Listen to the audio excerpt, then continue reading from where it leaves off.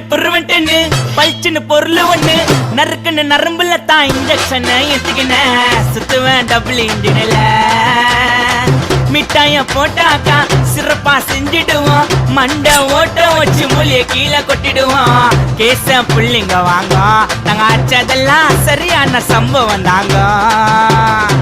கேச புள்ளிங்க வாங்க நாங்க ஆச்சதெல்லாம் சரியான சம்பவம் தாங்க 10 புருவன்ட்டு